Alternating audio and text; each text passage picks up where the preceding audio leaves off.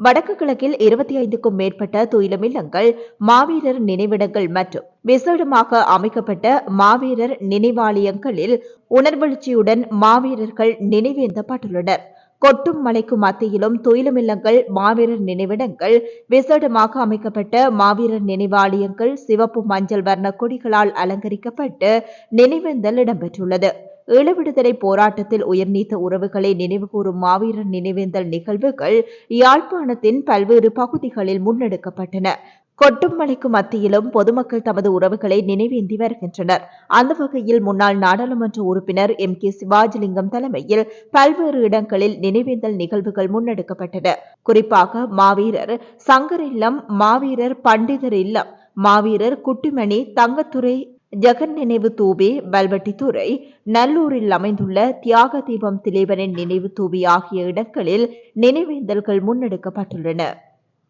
முள்ளிவாய்க்கால் துயிலும் இல்லத்தில் மாவீரர்களின் பெற்றோர்கள், உறவினர்கள், முன்னாள் போராளிகள், பொதுமக்கள் என பெருந்திரளானவர்கள் கொட்டும் மலைக்கு மத்தியில் உணர்வு பூர்வமாக ஒன்று திரண்டு தங்களின் இன்னுயிர்களை தியாகம் செய்தவர்களுக்கு அஞ்சலி செலுத்தும் தினம் அனுஷ்டிக்கப்பட்டுள்ளது. அந்த வகையில் முள்ளிவாய்க்கால் துயிலுமில்ல வளாகத்தில் மாலை 6:05 மணிக்கு மணியோசை எழுப்பப்பட்டு அகவணக்கம் செலுத்தப்பட்டு பின்னர் பிரதான பொதுச்சுடரை ஒரு மாவீரரின் தாய் ஏற்றி வைக்க ஏனைய சுடர்களை மாவீரர்களின் பெற்றோர்கள் மற்றும் உறவினர்கள் ஏற்றி வைத்தனர். இதன்போது மாவீரர்களின் பெற்றோர்கள், உறவினர்கள் மற்றும் பெருந்திரளானோர் உணர்வெழுச்சியுடன் கலந்து கொண்டு அஞ்சலியினை செலுத்தியிருந்தனர். தமிழ் மக்களின் உரிமை போராட்டத்தில் மரணித்த உறவுகளுக்காக வருடாந்தம் நவம்பர் மாதம் 27ஆம் தேதி மாவீரர் நாள் அனுஷ்டிக்கப்பட்டு வருகின்றது. அந்த வகையில் கொட்டும் மலைக்கு மத்தியிலும் பல்லாயிரக்கணக்கானோரின் கண்ணீருடன் கிளிநொச்சி கனகபுரம் துயிலும் இல்லத்தில் நினைவேந்தல் நிகழ்வுகள் இடம்பெற்றன. பொதுச்சுடரினை 3 மாவீரர்களின் தந்தையான சின்னத்தம்பி ராசு அவர்கள் ஏற்றி வைத்தார். அதனைத் தொடர்ந்து உறவுகள் மாவீரர்களுக்கான சுடர்களை ஏற்றினர். இதேவேளை முழங்காவில் துயிலும் இல்லத்தில் மேஜர் டாம்போவின் தந்தையாரான காசிப்பிள்ளை சுதாகர் பொதுச்சுடரினை ஏற்றி வைத்தார்.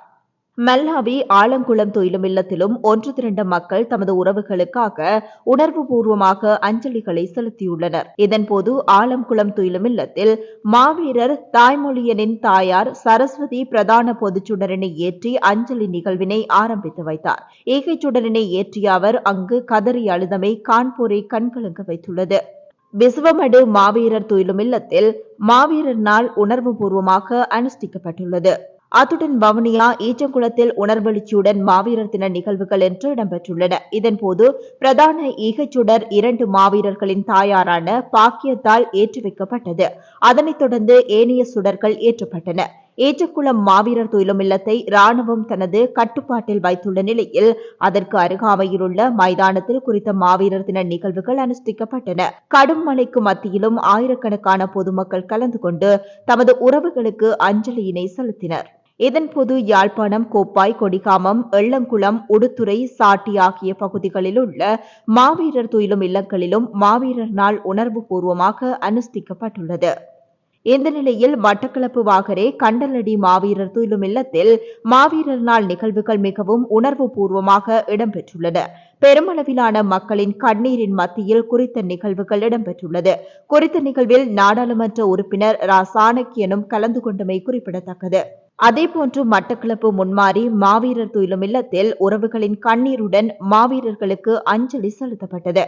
இந்த நிகழ்வில் பெருந்திரளான உறவுகள் கலந்து கொண்டு தமது அஞ்சலியினை செலுத்தினர். கிழக்கு பல்கலைக்கழகத்தில் மாவீரர் நாள் மிகவும் உணர்வுபூர்வமாக அனுஷ்டிக்கப்பட்டது.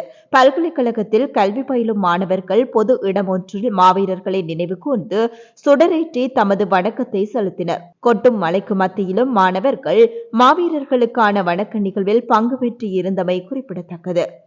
இதேவேளை போரில் உயிரிழந்த தமது உறவுகளை தமிழ் மக்கள் நினைவு கூற எவ்வித தடைகளையும் அரசு ஏற்படுத்தாது என்றும் தடைகளை ஏற்படுத்த அரசுக்கு அனுமதி இல்லை என்றும் அனுரகுமார திசாநாயக்க தலைமையிலான புதிய அரசு அறிவித்திருந்தமை குறிப்பிடத்தக்கது. இதேபோல் சம்பூர் ஆலங்குளம் துயிலும் இல்லத்தில் யுத்தத்தில் உயிர்நீத்த உறவுகளை நினைவு கூறும் மாவீரர் நாள் நினைவேந்தல் நிகழ்வு இன்று மாலை உணர்வு பூர்வமாக அனுஷ்டிக்கப்பட்டது. இதனை சம்பூர் ஆலங்குளம் மாவீரர் நாள் நினைவேந்தல் ஏற்பாட்டுக்குழு ஏற்பாடு செய்திருந்தது.